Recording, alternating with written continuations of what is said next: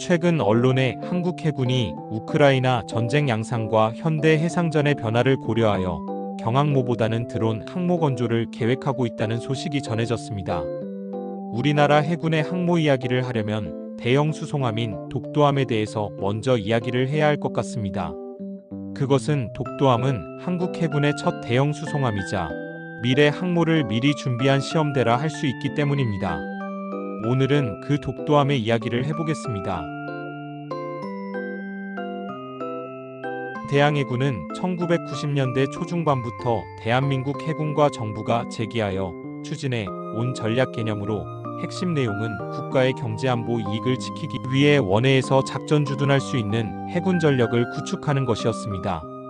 그것은 더 이상 연안 방어에만 머무르지 않고 먼 바다까지 해군 작전을 펼칠 수 있는 힘을 갖추자는 것이었습니다. 하지만 현실은 쉽지 않았습니다.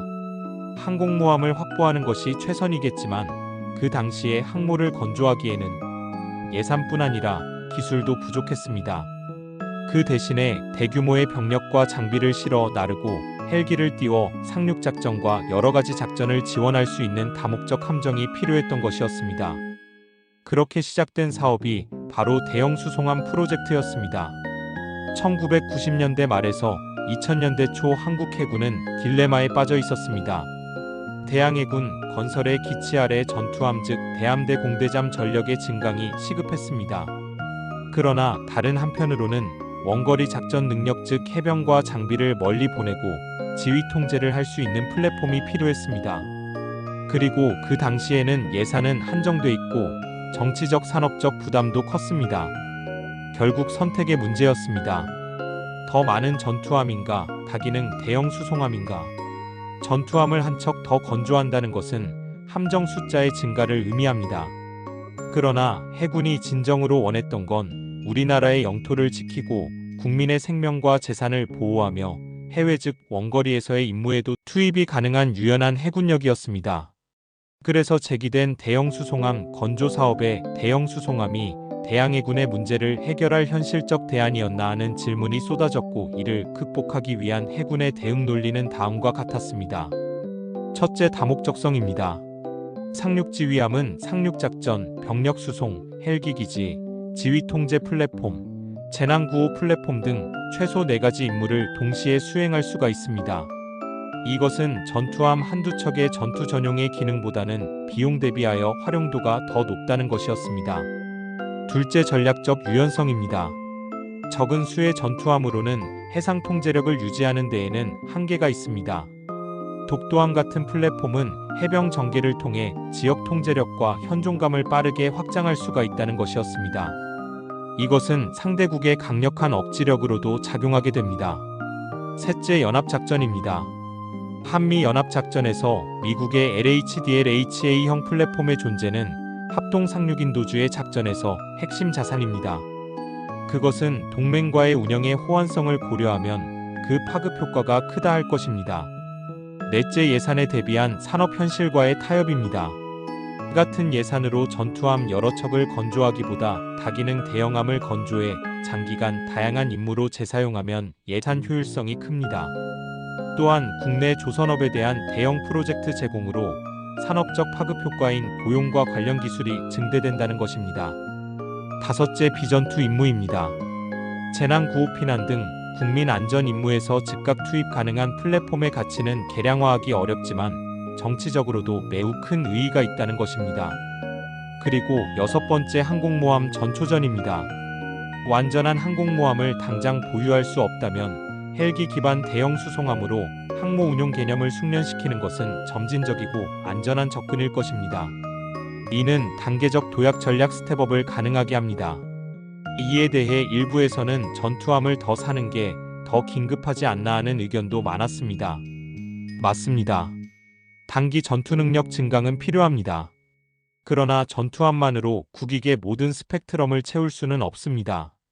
독도함은 전투함을 대체하는 게 아니라 전투함이 하지 못하는 임무를 채워 전력의 총합을 높이는 투자입니다. 비용 대비 효과를 계량화하면 재난구호 파병연합 훈련에서의 대체 불가능성, 산업 파급, 국제적 위상 상승 등 수치로 환산은 불가능하지만 이로 얻을 수 있는 국가적 이익이 매우 크다는 것입니다. 그리고 한 척의 다목적 플랫폼이 여러 임무에서 반복적으로 가치를 창출할 수 있습니다. 해군이 그 당시 장관 및 국회의원을 설득할 때 사용했던 글입니다. 존경하는 의원님들께 우리 해군은 현실적으로 전투함 확충이 필요함을 인정합니다. 다만 한정된 예산으로 국익의 전반을 극대화하려면 다기능 대형 수송함의 확보가 더 합리적인 선택입니다. 일본 함정은 상륙 전개 헬기 운용 지휘 통제 인도적 지원의 임무를 동시에 수행하며 동맹과의 연합작전 능력을 높이고 국내 조선업의 고용과 기술의 향상을 가져올 것입니다. 이는 단기적인 전투력과 중장기적으로 전략력을 동시에 보완하는 가성비 높은 투자가 될 것입니다. 라는 것이었습니다. 그리고 2005년에 일본함이 진수되었고 함정의 이름은 독도함이었습니다. 독도는 한국인의 정체성과 영토 주권을 상징하는 섬입니다. 해군이 새 대형 수송함에 독도라는 이름을 붙인 것은 국토와 바다를 지키겠다는 강력한 메시지를 국민과 국제사회에 전달하려는 의도였습니다. 함명은 군과 국민 사이 정서적 연결고리 역할을 합니다.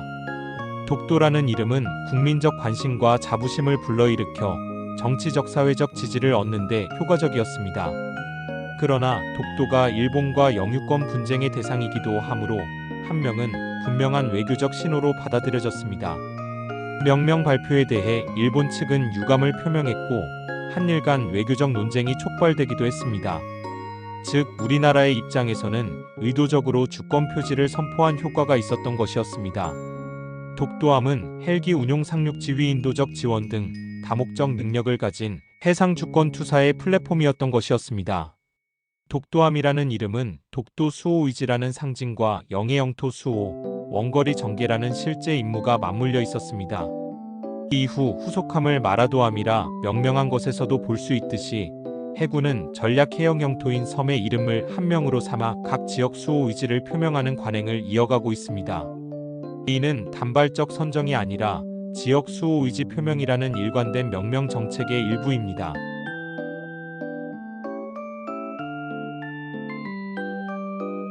그렇다면 독도함은 어떤 능력을 가진 배일까요?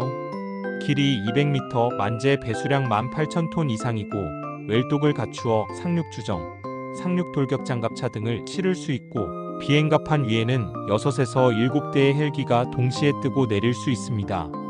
함 승조원은 약 300여 명이고 약 700명의 상륙병력과 전차 6대, 상륙돌격 장갑차 6에서 7대, 각종 화포까지 탑재할 수 있습니다.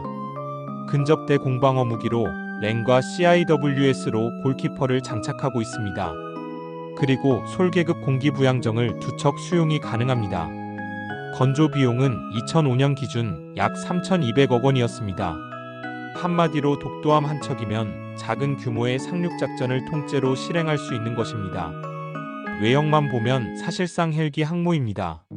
그래서 많은 사람들이 독도함을 두고 한국판 항공모함의 시작이라고 부르는 겁니다. 독도함은 단순히 상륙작전만을 위해 만들어진 건 아니었습니다. 북한의 위협에 대비한 전력 투입은 물론 해외 파병이나 인도적 지원에도 투입할 수 있습니다. 본인도 실제로 2010년 천안함 사건 시 독도함의 위험을 직접 경험하였습니다. 북한의 도발 행위는 DMZ에서 충격사건 등에서 그 범위가 해상 쪽으로 옮겨가고 있었습니다. 제1이연평해전 이후 백령도 인근에서 경비 중인 천안함이 침몰하는 사건의 발생으로 그야말로 해군은 멘붕에 빠졌습니다. 해군 본부에서 초기 대응반이 구성되어 배로 백령도로 들어갔으며 한국 LST 함정의 지휘소를 만들고 해군 참모총장님을 비롯한 유가족 대표분들까지 왔는데 장소는 너무 좁고 LST 함정은 지휘함으로 역할을 하기에는 너무 열악하였습니다.